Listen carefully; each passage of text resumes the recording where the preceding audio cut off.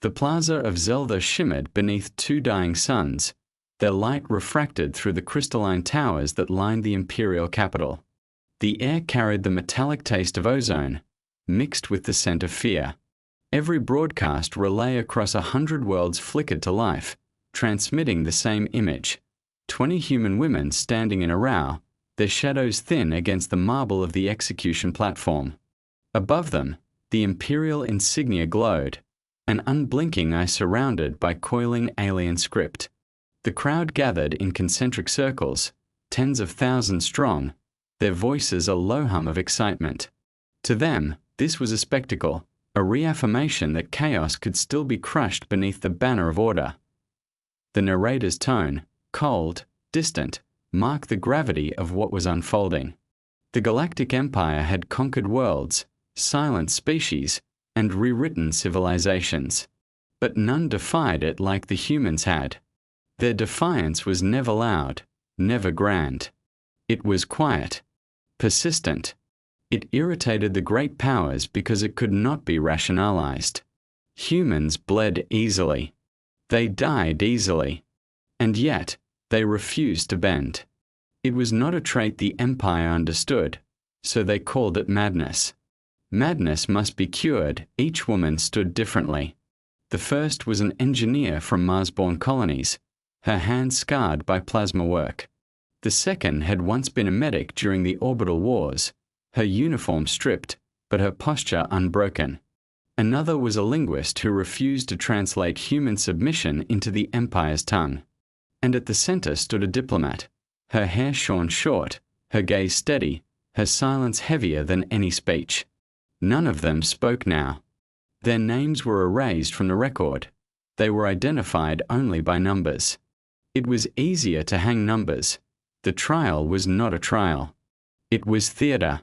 A panel of alien magistrates, creatures with translucent flesh and pulsating organs visible beneath, read aloud charges crafted to humiliate.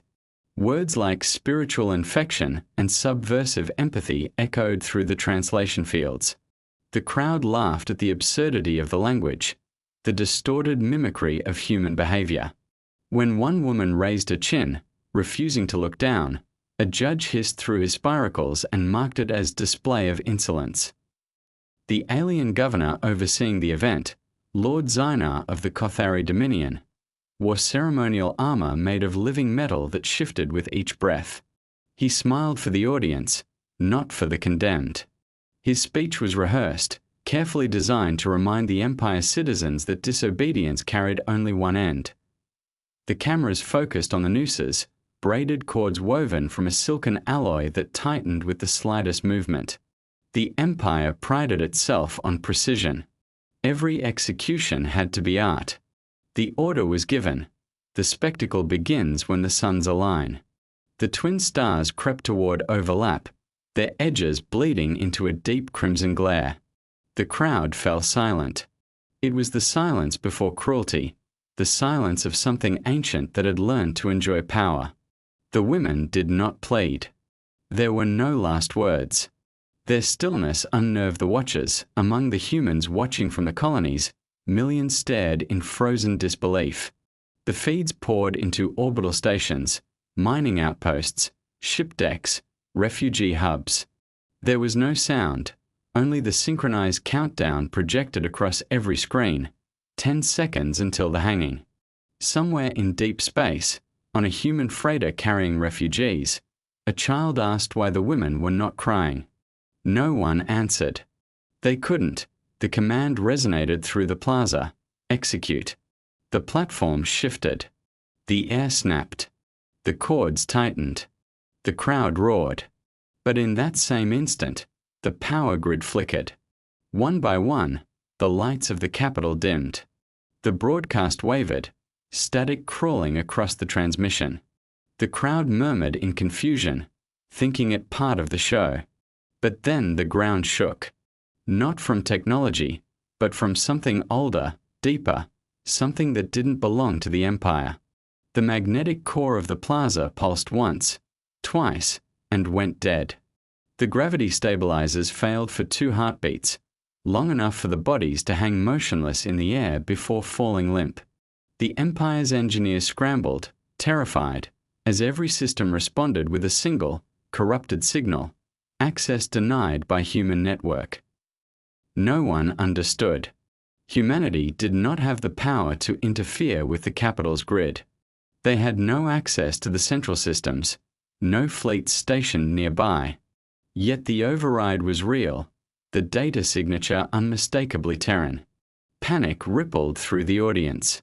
The judges barked orders. The soldiers aimed plasma rifles at the stage as if the hanged could still fight back. Then, from the edge of the execution field, the central holographic banner of the Empire flickered, and instead of the Imperial crest, a single phrase appeared, written in the ancient Earth language, "She watches." For the first time in millennia, the Galactic Empire's capital went completely dark.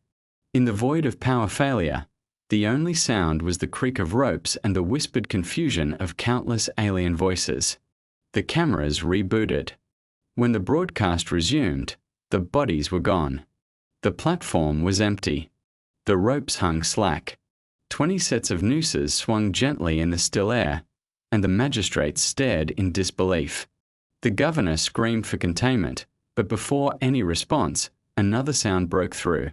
The sharp metallic clang of something heavy striking the marble floor. It was a head. The crowd froze. The head was massive, crowned with living metal that shimmered even without light. It was the severed head of Lord Zynar, the alien governor who had ordered the hanging. His eyes were still open, mouth locked in a silent scream. Green ichor oozed onto the platform. No one had seen who or what had done it. No heat signatures. No movement recorded. The feeds replayed the last seconds, showing only darkness, and then, the head rolling into frame across the galaxy, panic consumed the ruling council.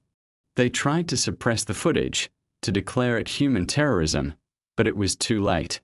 Every data network, every broadcast system, every encrypted channel had already transmitted the image before they could cut it. Billions had seen it. The fall of the king's head. The impossible retribution of a species too small to matter. The narrator's voice returned, cold and calm, as if reciting an inevitable truth. Empires believe in control. But control is an illusion when you build it upon humiliation. The voice spoke of ancient laws, of how once in humanity's pre-space era, tyrants would hang rebels to remind the masses of obedience.